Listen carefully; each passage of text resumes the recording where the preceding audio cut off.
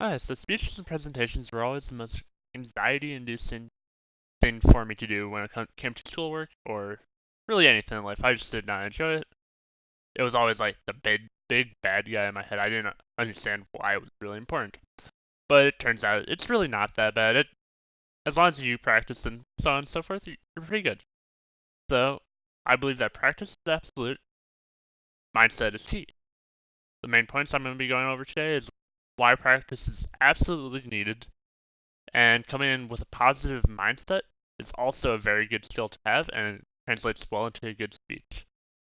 So first thing I want to talk about is why uh, practice is very absolutely needed for a successful speech. You need practice so that you can come into a speech ready, and that when you mess something up, when you scuff up the edges a little bit, you can continue on and fix and go back and restate what you said to make it more clear, to be able to fix what you kind of messed up, you know?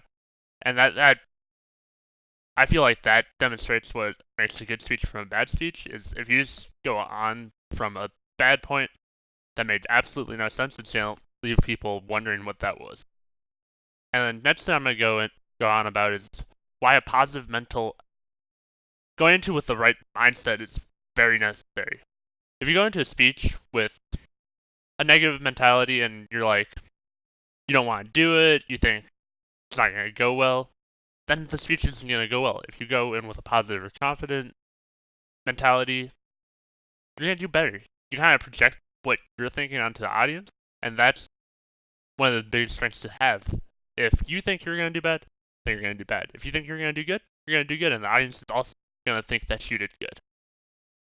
So, going forward, let's go to my conclusion.